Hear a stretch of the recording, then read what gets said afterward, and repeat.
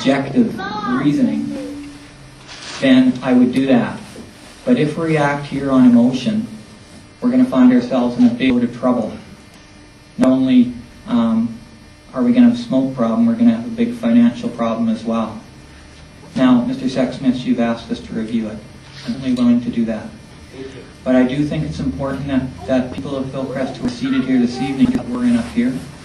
It's not that we disagree with you, because I certainly do not. But I have not seen a legal opinion that tells us we're allowed to do what you want us to do. So then, sir, can I it would be all right then by council to continue to see hundreds of citizens in the Hillcrest area suffer and made sick because you are timid of a lawsuit. You could well be looking at that anyhow, ladies and gentlemen of council.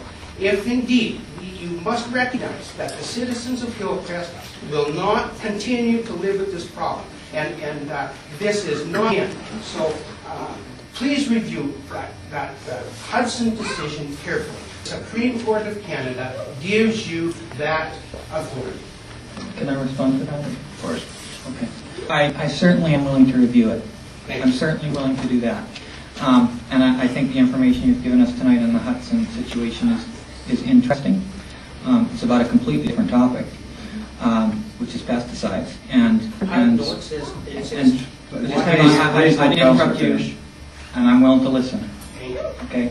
But so I am willing to review that. But we cannot act on emotion here. If we do, we find we get ourselves into big trouble. And so I'm looking at a letter from June the 6th, which is to Mr. McCarthy, the owner of the property, and it's from the Environmental Protection Officer.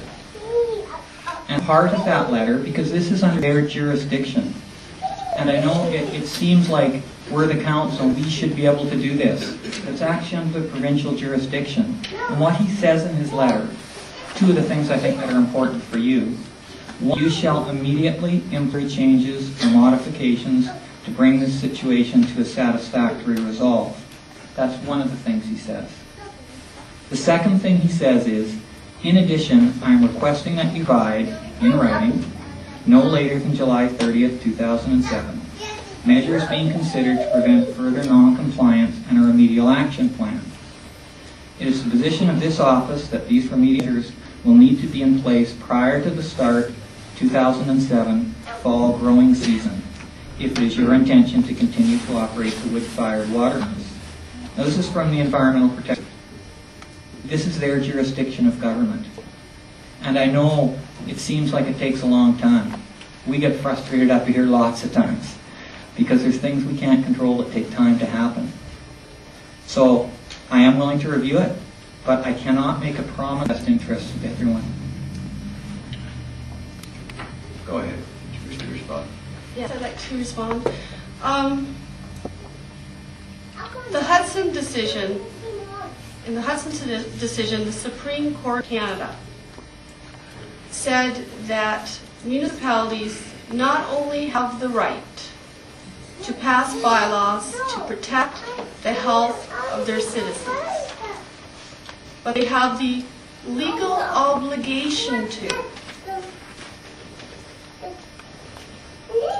Now, what that means is that if council decides not to use its powers to protect the health of the people in our community, then they're opening themselves up to a situation where some people may decide that they want to pursue a legal avenue of some sort. So you have to decide here. You're sort of between a rock and a hard place.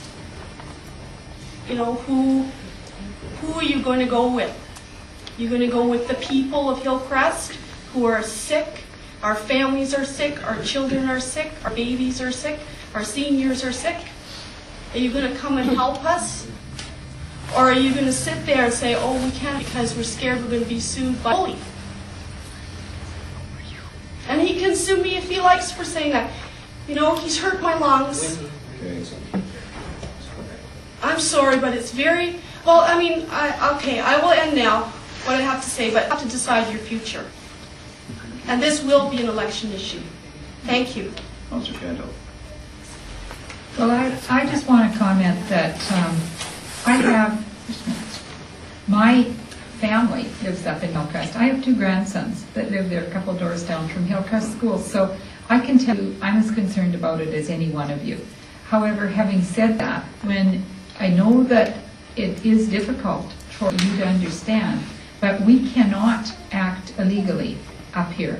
And we have to, now I would say that our administrator probably will take this, if he has not already, taken it to our legal solicitors and this Hudson incident and see what can be gleaned from it, whether there is anything that can apply to your situation. I think it's a process, you know, and I know it's really frustrating because we went to town yesterday and you could smell smoke as soon as you came into town. So, you know, I understand totally what you're saying. However, I would like to challenge you with one more thing. There's power in people, and you don't have to necessarily look at suing council because, or if that was what you meant, Wendy, because, like, we're on your side. Like, this is our community too. But what I'd say is, you know, when I say power in people, I cannot understand why Mayfair Farms would want to have the whole community against them. You know, sooner or later, they're going to look at the business effect of this, and I think that that's the bottom line for them too, is if the community is, you know, so ticked off that they're not supporting their business, well, I'm not challenging you to do that, but I mean, it's going to have an impact. Common sense tells you that. So I want you to just think about that. His business is going to be jeopardized. Having said those things, I'm going to see what other councillors say, but I don't want you to go away thinking we're just sitting here and we're scared, because that isn't what it is. We need to act in a responsible, legal way, and that's what we're going to do. And I don't think any one of us would want to be sitting here if we felt that that isn't what the community stands for and why we're sitting here. Okay? Thank you. Councillor Flynn. Yeah, I just want to reiterate what Councillor Harrison said, is that let emotions rule this decision and how we handle this decision. I feel we'd end up in a situation like North Korea where a dictatorship or a republic where there is no democracy and no rights. And I understand the rights of people in Hillcrest to clean air are being impacted. I live there, I already said that. And I really can't emphasize enough that you keep powers. Council, according to our legal counsel, has used its powers. We established a bylaw that is within our rights to establish. Unfortunately, it doesn't deal with what was already there. And so, if we changed our bylaws with regards to what you could put in your house or how big your house could be, we couldn't go to you and say, you got to cut out part of your house because we've decided we want smaller houses in Salmon Arm. We've put in a bylaw, we've used our powers to the best of our ability according to our legal counsel. I'm willing to have staff look at this based on the information you have, but I do want to make it clear, as Councillor Harrison said, this ruling with regards to Hudson is with regards to pesticides, not with regards to smoke. And it took 10 years, excuse me, I didn't interrupt you, please. I apologize. It took 10 years for the decision to be made. So we may have a 10-year fight on our hands if we tried to do anything. So I think you need to be realistic and take the emotion out of it and realize that we've done everything according to our legal counsel. I appreciate the petition. Most of you that have signed it are my neighbors. I am impacted by this. I don't like it, but I think we need to deal with this reasonably and under the advisement of our legal counsel. And that we do, and we understand, and I think staff has understood START, and we as council have understood only do best. And I don't know that the legal decision in here would even apply, but we will pass it to our legal counsel. But it also took 10 years for it to be in place. So are we in for a 10-year fight on this? Maybe we are. Maybe that's the way we go, but I don't know. Well, according to Ralph Adams, Excuse me. sorry.